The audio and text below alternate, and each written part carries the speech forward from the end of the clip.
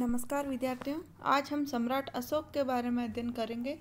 विद्यार्थियों, हमने पिछले वीडियोस में चंद्रगुप्त मौर्य के बारे में अध्ययन किया। चंद्रगुप्त मौर्य की मृत्यु के बाद उसका पुत्र बिंदुसार उसके विशाल साम्राज्य का स्वामी बना और बिंदुसार की मृत्यु के बाद उसका पुत्र अशोक शासक बना।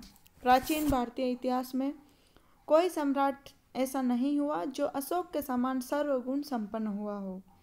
अशोक का शासनकाल प्राचीन भारतीय इतिहास का अत्यंत गौरवशाली काल था, क्योंकि उस काल में अशोक ने अपनी असाधारण कुशलता एवं क्षमता से भारत को सर्वोन्मुखी उन्नति प्रदान की थी। H.G. वेल्स ने लिखा है कि इतिहास के पृष्ठों को रंगने वाले सहस्त्रों राजाओं के नामों के मध्य अशोक का नाम सर्वोपरि नक्षत्र के समान दैदीप्यमान है। उसे विश्व की महान विभूतियों में से एक कहा जा सकता है। अशोक को महान क्यों कहा जाता है? क्योंकि उसकी जो प्रशासनिक व्यवस्था थी वो उत्तम थी। उसने धर्म संरक्षण दिया, हृदय की उदारता, कला का विकास एवं प्रजावत्सलता की दृष्टि से सम्राट अशोक एक महान शासक था। उसने शस्त्र विजय के स्थान पर दम विजय प्राप्त करने का प्रयास किया। बौद्ध ग्रंथ दिव्यावदान के अनुसार अशोक की माता का नाम सुभद्रांगी था, जो कि चंपा के एक ब्राह्मण की पुत्री थी। उसके लिए दर्शनिया, प्रसादिका और जन कल्याणी का प्रयोग भी किया गया है। वहीं दक्षिणी बौद्ध ग्रंथों में अशोक की माता का नाम धर्मा अथवा धम्मा बतलाया गया है। इनके पिता बिंदुसार थे। अशोक का जो कार्यकाल है 273 से 232 ईस्वी तक इनका जो शासनकाल है वो रहा। जन्म हुआ था अशोक का 304 ईस्वी पूर्व पाटलिपुत्र में। दीपवंश और महावंश में बिंदुसार की 16 रानियों तथा उनसे उत्पन्न 101 पुत्रों का उल्लेख, जिनमें सुसीम अथवा सुमन जो था वो सबसे बड़ा था। वहीं जो अशोक का सगा भाई था वो था विक्ताशोक तिष्य। अशोक की जो पत्नियां थी उनके बारे में भी उपलब्ध साक्ष्यों से जानकारी मिलती है, जिनमें से देवी जो थी वो विदिशा देवी शाक्य कुमारी के नाम से पुकारी जाती थी। इनसे महेंद्र और संघमित्रा पुत्र महेंद्र और संघमित्रा है वो इनसे ही थे। और दूसरी थी असंघमित्रा। इसके अलावा तिक्षरक्षिता, पद्मावती, कारुवाकी अथवा चारुवा। जो कारुवकी थी, अभिलेखों में इसी रानी का उल्लेख मिलता है। अशोक के जो अभिलेख हैं उनमें एकमात्र जिस रानी का उल्लेख है वो है कारुवाकी, जिनसे तिवर नामक पुत्र उत्पन्न हुआ था। राजतरंगिणी में अशोक के एक अन्य पुत्र जालोक का भी उल्लेख है। जो रानी पद्मावती थी उनसे कुणाल और धर्मविवर्धन पुत्र हुए थे।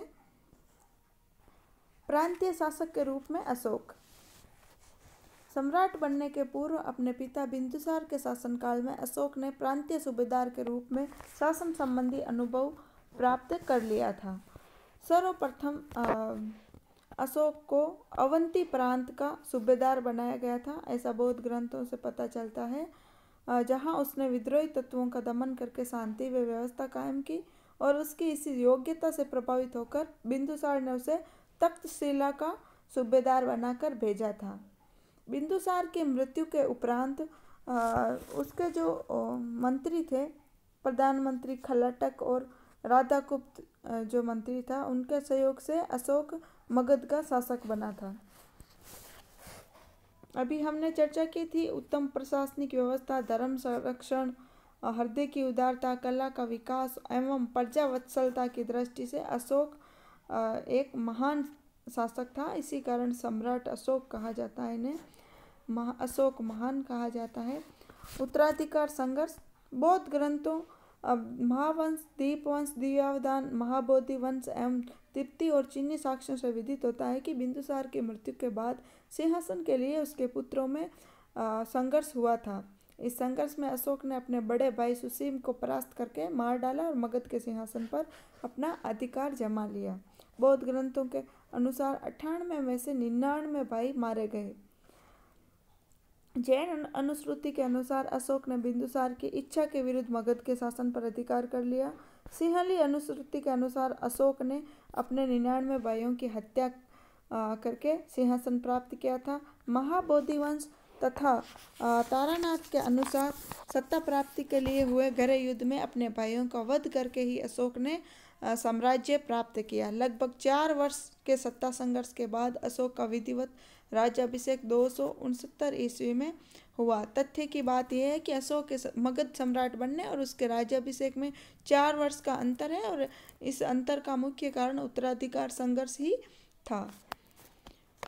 अशोक के नाम। अशोक से संबंधित सभी साहित्यिक एवं पुरातात्विक स्रोतों के अध्ययन से विदित होता है कि सम्राट अशोक के अलग अलग जो नाम थे वो इस प्रकार थे। बुद्ध शाक्य, अशोक, ये जो नाम है ये मास्की, गुजरा, नेटुर और उद्गोलम अभिलेखों से प्राप्त होता है। अशोक का अशोकवर्धन नाम पुराणों में मिलता है। तीसरा है देवनाम प्रिय, प्रियदर्शी, पियदर्शी। ये जो नाम है देवनाम प्रिय, प्रियदर्शी, ये सर्वाधिक अभिलेखों में मिलता है। ब्राबू अभिलेख में भी इस नाम का उल्लेख है। प्रियदर्शन सिंहली ग्रंथों में प्रियदर्शन कहा गया अशोक को। कलिंग युद्ध। राज्याभिषेक के 8वें वर्ष 261 ईस्वी पूर्व में अशोक ने कलिंग पर आक्रमण किया था। इस युद्ध में 1 लाख लोग मारे गए तथा 1,50,000 लोग बंदी बनाए गए। जो कलिंग युद्ध का कारण बताया जाता है वो कारण ये बताया जाता है कि कलिंग उस समय हाथियों के लिए बड़ा प्रसिद्ध था। इसके अलावा सुरक्षा की दृष्टि से भी मगध के पड़ोस में स्थित था कलिंग, तो सुरक्षा की दृष्टि से भी इस पर अधिकार करना जरूरी था। दक्षिण के राज्यों से संबंध स्थापित करने के लिए भी कलिंग पर अधिकार जरूरी था। व्यापार में वृद्धि हेतु भी अशोक ने कलिंग पर आक्रमण किया तथा स्थल एवं समुद्री मार्ग दोनों के बीच पड़ता था कलिंग, तो इन कारणों से अशोक ने कलिंग पर आक्रमण किया था। कलिंग के हाथी गुफा अभिलेख से प्रकट होता है कि संभवतः उस समय कलिंग पर नंदराज नाम का जो राजा है वो राज्य कर रहा था। युद्ध की भयानकता के संबंध में अशोक के 13वें शिलालेख से जानकारी मिलती है। इस युद्ध की भीषणता से अशोक का हृदय परिवर्तन हो गया। अब अशोक ने अपना सर्वस्व जन कल्याण एवं धर्म प्रचार में अर्पित कर दिया तथा सत्य, अहिंसा, सहयोग, सहिष्णुता का प्रचारक बन गया। कलिंग युद्ध के बाद अशोक ने घोषित किया कि शस्त्रों से प्राप्त जो विजय है वो मुख्य और यथार्थ विजय नहीं है। यथार्थ और मुख्य विजय धर्म विजय ही है। इस प्रकार कलिंग का जो युद्ध है विश्व के युगांतकारी युद्धों में से एक था। अब अशोक ने अपना सब कुछ जन कल्याण और धर्म प्रचार में अर्पित कर दिया था। कलिंग का जो 13वां शिलालेख है उससे ये जानकारी मिलती है कलिंग युद्ध की भयानकता के बारे में, जिसमें कहा गया कि अशोक ने अपने राज्याभिषेक के 8वें वर्ष में उसे जीतकर अपने साम्राज्य में मिला लिया। 1.5 लाख मनुष्य वहां कैद किए गए, 1 लाख मनुष्य मारे गए और इससे कई गुना आदमी अन्य कारणों से भी मरे। अशोक का धर्म परिवर्तन। कलिंग युद्ध के पूर्व अशोक अपने पिता के समान ब्राह्मण धर्म को मानने वाला था। राजतरंगिणी के अनुसार अशोक जो था वो शिव भक्त था। 13वें शिलालेख के अनुसार कलिंग युद्ध के बाद राज्याभिषेक के 8वें वर्ष अशोक महात्मा बुद्ध की शिक्षाओं से प्रभावित होकर बौद्ध हो गए। राज्याभिषेक के 8वें वर्ष अशोक बौद्ध हुए। इसके जो बौद्ध ग्रंथ है वो किसी व्यक्ति विशेष के प्रभाव को अशोक के हृदय परिवर्तन का कारण मानते हैं।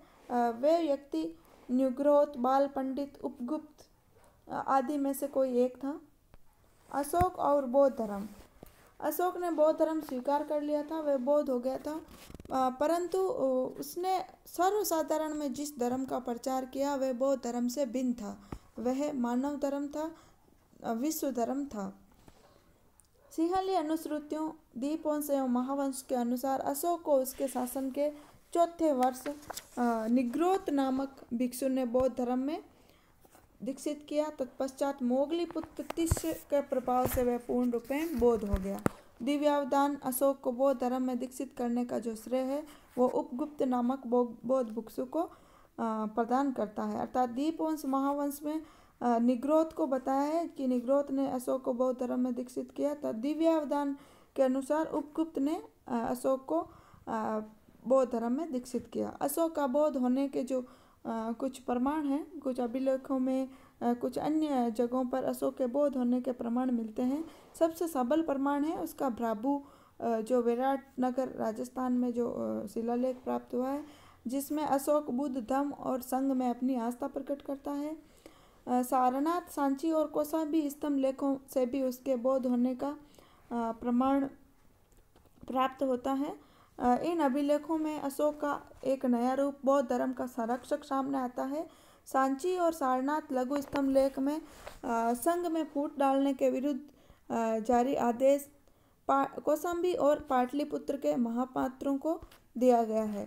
अशोक के जो स्मारक है उनसे भी उसका बौद्ध होना सिद्ध होता है। बौद्ध ग्रंथों के अनुसार अशोक ने 84,000 बौद्ध चैत्यों का निर्माण करवाया।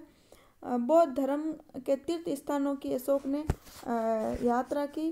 जैसे लुम्बिनी में उसने एक स्तंभ भी स्थापित करवाया। लुम्बिनी जो कि महात्मा बुद्ध का जन्म स्थान था। पाटलिपुत्र की तृतीय बौद्ध संगति भी अशोक को बौद्ध सिद्ध करती है। बराबर की पहाड़ियों में अशोक ने आजीविकों के निवास हेतु गुफाओं का निर्माण करवाया। करण चौपड़, सुदामा तथा विश्व झोंपड़े और लवमस ऋषि की गुफाएं। बौद्ध धर्म के प्रचारक रूप में अशोक, बिंबिसार और अजातशत्रु जैसे शासकों का आश्रय पाकर बौद्ध धर्म का मगध साम्राज्य में तेजी से प्रसार हुआ था। परंतु बाद के शासकों ने जैसे नंदों ने जैन धर्म को अधिक आश्रय दिया। चंद्रगुप्त मौर्य और बिंदुसार दोनों ही बौद्ध धर्म के अनुयायी न थे, अतः राजा आश्रय के अभाव में बौद्ध धर्म की प्रगति अवरुद्ध हो गई थी। अशोक का आश्रय पाकर बौद्ध धर्म अति वेग से न केवल संपूर्ण भारत में अपितु भारत के बाहर भी फैल गया। एक शासक के रूप में उदार एवं सहिष्णु विचारधारा रखते हुए भी अशोक ने तन, मन एवं धन से बौद्ध धर्म की उन्नति में विशेष रुचि ली और इसके प्रचार प्रसार के लिए उसने अनेक महत्वपूर्ण कार्य किए, जो इस प्रकार है। पहला है धर्म यात्रा। अशोक ने अपने राज्याभिषेक के 10वें वर्ष बाद विहार यात्रा बंद करवाकर धर्म यात्रा करना प्रारंभ कर दिया। उपगुप्त के साथ अशोक बौद्ध अनुश्रुति के अनुसार उसने उपगुप्त के साथ बौद्ध तीर्थों की यात्रा की थी। सर्वप्रथम अशोक ने बोध गया की यात्रा की थी अपने राज्याभिषेक के 10वें वर्ष। उसके पश्चात 20वें वर्ष लुम्बिनी ग्राम गया था। लुम्बिनी ग्राम को कर मुक्त घोषित कर 1/8 भाग अथवा कुछ किताबों में 1/20 भाग लिखा है कर के रूप में लेने की घोषणा। कपिलवस्तु, श्रावस्ती, कुशीनगर, सारनाथ आदि की यात्राएं अशोक ने की। 8वें शिलालेख के अनुसार अशोक की जो ये यात्राएं थी इनका मुख्य उद्देश्य ये था कि ब्राह्मणों और शर्मणों का दर्शन और उन्हें दान करना, स्थिवरों के दर्शन उन्हें स्वर्ण देना, जनपदों के मनुष्यों के दर्शन करना, धर्म वार्ता, प्रश्नों के उत्तर देना। अर्थात अशोक ने प्रत्यक्ष रूप से जनता की भावना को बौद्ध धर्म के अनुकूल बनाने का प्रयास किया होगा। दूसरा है सैनिक विजयों का परित्याग। कलिंग युद्ध जो था अशोक के हृदय परिवर्तन और बौद्ध धर्म ग्रहण करने का मुख्य कारण था। अतः स्वाभाविक था कि जिस धर्म के प्रभाव से एक विशाल साम्राज्य के सम्राट में ऐसा परिवर्तन हो गया तो उसके प्रति उसकी जनता का भी झुकाव अधिक हो। ऐसी स्थिति में अशोक की सैनिक विजयों के परित्याग की नीति ने बौद्ध धर्म के प्रसार में स्वाभाविक रूप से सहायता की। अशोक का जीवन। अशोक ने अपनी जनता का मार्गदर्शन करने के लिए अपने विशाल साम्राज्य की अतुल समृद्धि का परित्याग कर एक साधारण भिक्षु सदृश जीवन व्यतीत करना प्रारंभ कर दिया। उसने ऐसे यज्ञों को बंद करवा दिया जिनमें जो पशुवध होता था बहुत अधिक, उनको बंद करवा दिया और भोजन आदि के लिए भी पशुओं का वध बंद करवा दिया। अतः अपने महान सम्राट का आचरण जनता के लिए प्रेरणा बना और बहुत से लोग बौद्ध धर्म में दीक्षित होने लगे। दिव्य रूपों का प्रदर्शन। चौथे विशाल शिलालेख से विदित होता है कि अशोक ने दिव्य विमान, दिव्य हाथी, अग्नि स्कंद आदि दिव्य रूपों का प्रदर्शन है जनता के बीच करवाया। इन दिव्य झांकियों को देखकर निश्चय ही लोगों के मन में स्वर्ग प्राप्ति की इच्छा उत्पन्न हुई होगी और इसके लिए उन्होंने जो सरल मार्ग था तत्कालीन अर्थात बौद्ध धर्म का अनुसरण करना शुरू किया होगा। धर्मानुशासन। अशोक ने अपने धर्म के अनुशासन की लोगों को जानकारी देने के लिए उसको प्रकाशित करवाया और अपने पदाधिकारियों को आदेश दिए कि वे इसका प्रचार करें। चौथे शिलालेख से ज्ञात होता है कि अशोक ने राजकों, प्रादेशिकों और युक्तों जो ये अधिकारी धर्म प्रचार हेतु नियुक्त किए थे, इनको आदेश दिया कि वे प्रति 5वें वर्ष राज्य में दौरा करें और धर्म अनुशासन का ज्ञान लोगों को दिया करें। राज्याभिषेक के 12वें वर्ष ये आदेश जारी किए गए। अभिलेखों में इसे अनुसंधान कहा गया है। धर्म महामात्रों की नियुक्ति। अशोक ने अपने अधिकारियों को धर्म का प्रचार करने का आदेश दे दिया था, परंतु उनके प्रचार कार्य से संतोष नहीं हुआ और इसके लिए उसने पृथक अधिकारियों को नियुक्त किया जो कि धर्म महामात्र कहलाते थे। अशोक ने अपने राज्याभिषेक के 13वें वर्ष अर्थात 256 ईस्वी पूर्व में धर्म की स्थापना, धर्म के विकास एवं धर्म की देखरेख के लिए धर्म महामात्र नियुक्त किए। ये जो धर्म महामात्र थे ये सब धर्मों के लिए नियुक्त किए गए थे। इसमें कोई संदेह नहीं कि धर्म प्रचार में इन महामात्रों का सहयोग काफ़ी महत्वपूर्ण सिद्ध हुआ। निंजती और धर्म श्रावण। अपनी आध्यात्मिक उन्नति की कामना करने वाले लोगों के लिए निंजती अर्थात आत्मनिरीक्षण के सिद्धांत का आदर्श रखा। अशोक का मानना था कि ऐसे लोगों को अपनी स्वयं की आत्म परीक्षा तथा आत्मनिरीक्षण करना चाहिए जिससे उन्हें दैनिक बुरे कर्मों से दूर रहने की प्रेरणा मिलती रहे। 7वें स्तंभ लेख से ज्ञात होता है कि अशोक स्वयं धार्मिक विषयों पर वाद विवाद तथा जनता को धार्मिक संदेश देता था। ये धर्म श्रावण के नाम से पुकारे जाते थे। अशोक के अलावा बड़े बड़े विद्वानों के व्याख्यान और प्रवचन भी करवाए जाते थे। हिंसा निषेध। जीव हिंसा निषेध। राज्याभिषेक के 26वें वर्ष अनेक पशु पक्षियों की हत्या पर प्रतिबंध लगा दिया जो कि पाकशालाओं एवं यज्ञों में अनेक बहुत अधिक पशु हत्या होती थी तो उन पर प्रतिबंध लगा दिया और पशुओं को दागने की प्रथा को भी नियंत्रित किया। परोपकारिता के कार्य। अपने धर्म को व्यवहारिक रूप देने और लोगों की सद्भावना अर्जित करने के लिए अशोक ने परोपकारिता और जन कल्याण के भी अनेक कार्य किए। 7वें स्तंभ लेख में वे स्वयं कहता है कि मैंने वट वृक्ष लगवाए जो पशुओं और मनुष्यों को छाया सुख दे, आम्र कुंज लगवाए और प्रति 2 मील पर कुएं खुदवाए, धर्मशालाएं बनवाई और जलशालाएं स्थापित करवाई। क्यों? पशुओं और मनुष्यों के सुख के लिए। तो स्पष्ट है कि ये जो अशोक के जन कल्याणकारी कार्य थे इनसे लोगों में बौद्ध धर्म के प्रति रुचि बढ़ी होगी। धार्मिक अभिलेख।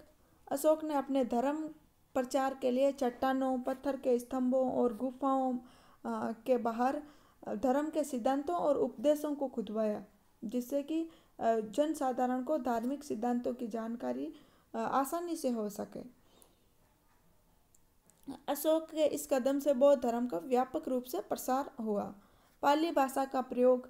धर्म के प्रचार एवं प्रसार के लिए अशोक ने तत्कालीन समय में प्रचलित जन साधारण की जो भाषा थी पाली उसका उपयोग किया। इसी भाषा में अभिलेख एवं बौद्ध ग्रंथों की भी रचना करवाई जिससे कि जन साधारण को बौद्ध धर्म के सिद्धांतों को समझने और उनका पालन करने में पर्याप्त सहयोग मिला। तृतीय बौद्ध संगति। बौद्ध धर्म में उत्पन्न मतभेदों को दूर करने तथा इस धर्म को संगठित रूप प्रदान करने हेतु पाटलिपुत्र में तीसरी बौद्ध संगति का आयोजन अशोक के समय करवाया गया जिसकी अध्यक्षता मोगलीपुत्र तिष्य द्वारा की गई। महावंश के अनुसार ये जो संगति थी 9 महीने तक चली थी। बौद्ध धर्म ग्रंथों में संशोधन, मतभेदों के निवारण और बौद्ध संघ में उत्पन्न दोषों का निवारण है इस बौद्ध संगति में किया गया। विदेशों में धर्म प्रचार। तृतीय बौद्ध संगति के अंत में यह तय किया गया था कि बड़े बड़े बौद्ध भिक्षु भारत के विभिन्न भागों और उसके बाहर भी जहां अभी तक बौद्ध धर्म नहीं फैला था जाएं और वहां उसका प्रचार करें।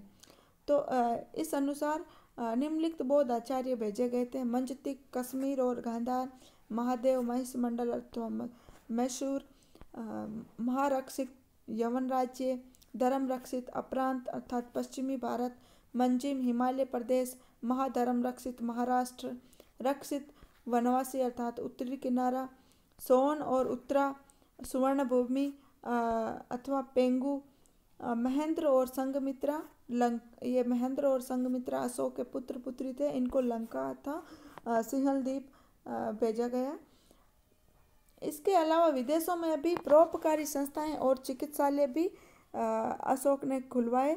इसके प्रयत्नों के परिणाम स्वरूप बौद्ध धर्म भारत में तो फैला ही, इसके अलावा विदेशों में भी इसका प्रचार हुआ। तो सम्राट अशोक ने अपने इन सभी कार्यों से बौद्ध धर्म के प्रचार और विकास में बहुत महत्वपूर्ण योगदान दिया। उसने अपने युग में इसे एक अंतर्राष्ट्रीय धर्म में बदल दिया था। विद्यार्थियों कंपटीशन एग्जाम्स में ये जो अशोक ने विदेशों में धर्म प्रचार के लिए या देश में धर्म प्रचार के लिए ये जो बौद्ध धर्म प्रचारक भेजे थे, इनका मिलान करना आता है, तो आप इन्हें अच्छे से याद कर लें। यह वीडियो यहीं समाप्त करते हैं। धन्यवाद।